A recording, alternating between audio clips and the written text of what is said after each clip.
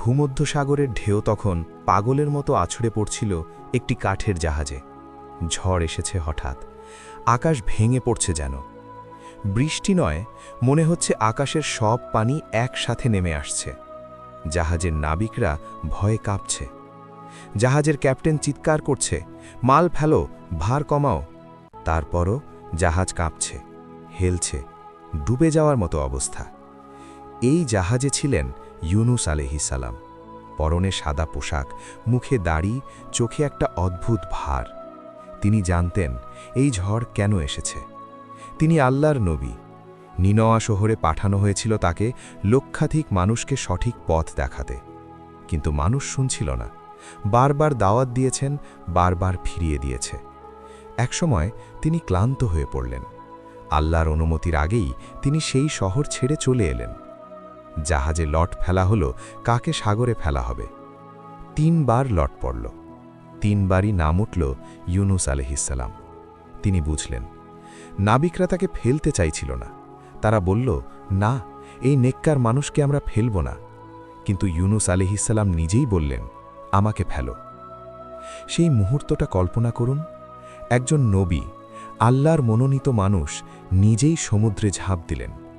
অন্ধকার রাত, পাগলা ঢেউ, ঝড়ের গর্জন। তিনি পানিতে পড়লেন, ঢেউ তাকে গ্রাস করল। তারপর সেটা হলো, সমুদ্রের গভীর থেকে উঠে এলো একটি বিশাল মাছ, আল্লাহর হুকুমে। সেই মাছ ইউনুস আলাইহিস সালামকে গিলে নিল। এখন ভাবুন তিনি কোথায়? 3 স্তরের অন্ধকারে।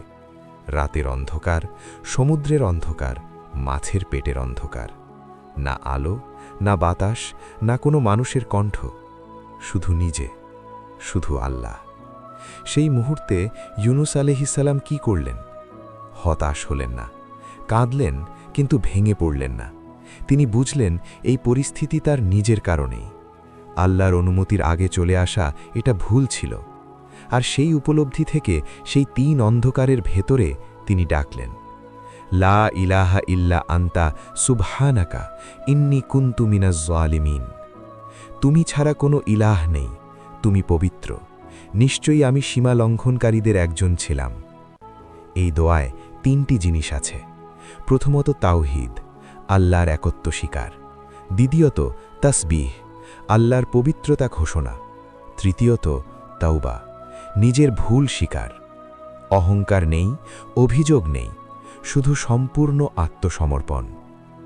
মাছের পেটে কতদিন ছিলেন আল্লাহই জানেন, কিন্তু সেই দোয়া থামেনি। কোরআনে আল্লাহ বলেছেন, যদি সে তাসবিহ না পড়ত তাহলে কেয়ামতের দিন পর্যন্ত মাছের পেটেই থাকত। তারপর একদিন মাছ সাগরের তীরে এলো, আল্লাহর হুকুমে মুখ খুলল। ইউনুস আলাইহিস সালাম বের হলেন। তীরে এসে শুলেন, শরীর দুর্বল, রোদ লাগছে, বাতাস লাগছে। আল্লাহ সেখানে একটি গাছ জন্মিয়ে দিলেন ছায়া দেওয়ার জন্য। তাকে সুস্থ করলেন, তারপর পাঠালেন আবার নিনওয়ায়। এবার যখন ইউনুস আলাইহিস সালাম নিনওয়ায় ফিরলেন, মানুষ তার কথা শুনল। 1 লক্ষেরও বেশি মানুষ তাওবা করল। পুরো শহর আল্লাহর দিকে ফিরে এলো। কেন এবার শুনল? কারণ ইউনুস আলাইহিস সালাম নিজে বদলে গিয়েছিলেন। মাছের পেটের সেই অন্ধকার তাকে ভেঙে দেয়নি, বরং আরও শুদ্ধ করে দিয়েছিল। যে মানুষ নিজে ভেঙে পড়েন, তারপর আবার ওঠেন, তার কণ্ঠে একটা শক্তি থাকে যা অন্যকে নাড়া দেয়।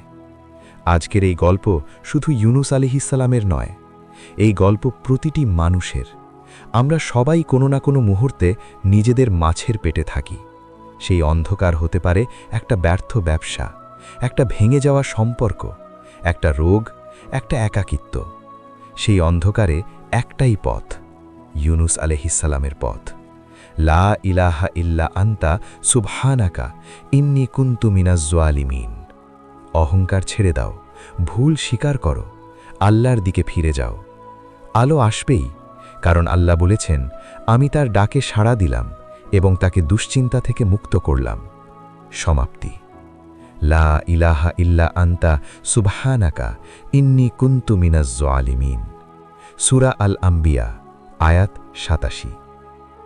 3 অন্ধকারের ভেতরেও যে আল্লাহরকে ডাকে, আল্লাহ তার জন্য আলো পাঠান।